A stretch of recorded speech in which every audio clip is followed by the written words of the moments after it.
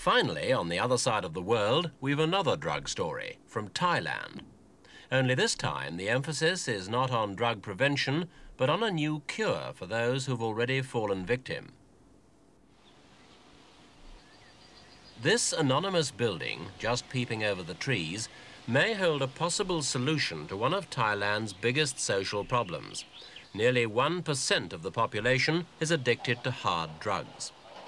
The lives of some of those 350,000 victims may be beyond salvation, but these people have a chance to start again.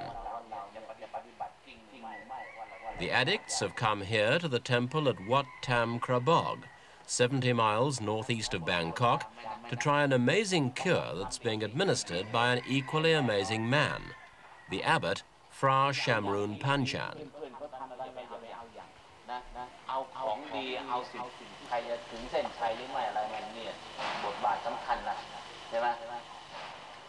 The 50-year-old abbot founded Tam Kra Bog Temple almost 20 years ago. Until then, he'd been a detective, but the corruption he saw in the police force sickened him, and he became a Buddhist monk. Now, Phra Chamroon's life is dedicated to saving addicts, though it's strictly against his religion. For paradoxically, many Buddhist monks in Thailand believe it is beyond their holy duties to help people in distress. Burning incense is a prelude to taking a vow never to use drugs again. These are the latest batch of addicts claimed to have been cured here. Some of 400,000 Phra Chamroon says have passed through since the program began in 1958. He told us that 2/3 of the addicts were students, some as young as 11. Others were policemen, soldiers and civil servants. Most were hooked on morphine, the rest on opium or heroin.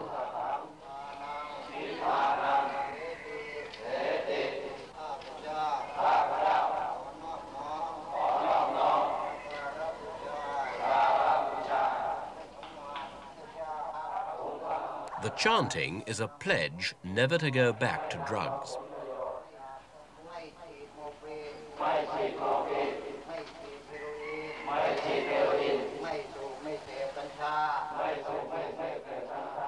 A new arrival of addicts. When we visited the temple, there were 209 taking the cure. Each is asked to pay $10 towards food and keep, but no one is turned away because he hasn't the money. The only people not accepted are those who've come against their will or who've returned in the hope of a second chance. This family was determined to go through with the cure, even though they'd been warned it would be violent and physically exhausting.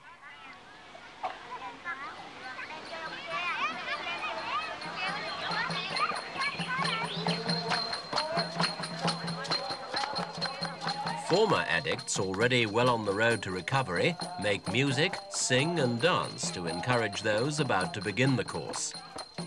Phra Chamroon doesn't claim it's always successful.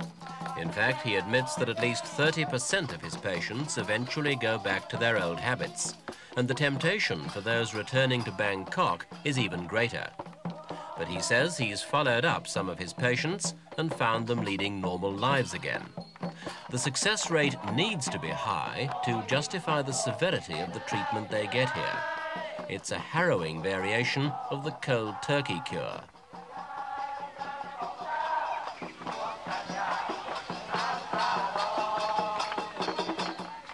At the heart of the cure is the vile herbal medicine which every addict must take each day for 5 days.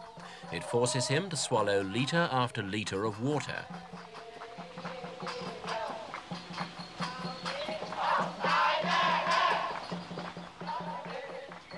Phra Chamroon and his monks don't say exactly what's in the mixture, but there are 100 different herbs, and the result they have is spectacular.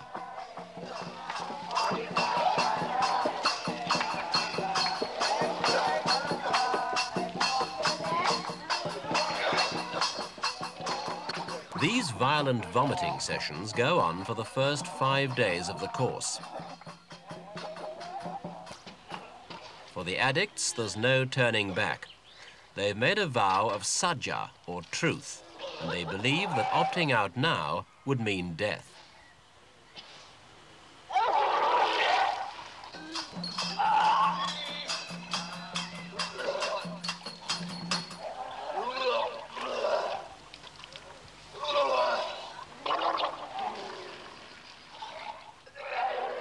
The abbot's methods have come in for praise and criticism in roughly equal measure.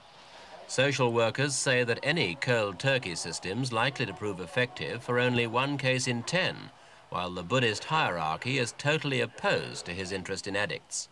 But others are impressed. Last year, Phra Chamroon won one of Asia's top prizes, the Mag Se Se Award, for work here. The £5,000 cash that went with the award has helped give the program a new lease of life, for otherwise there's no public money available. After the first 5 days taking the herb mixtures, patients rest, meditate and eat hearty meals for a further 5 days.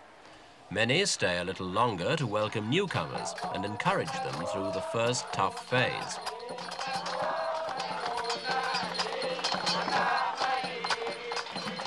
To his critics, Phra Chamroon replies, "These people are drowning. I cannot ignore a drowning man."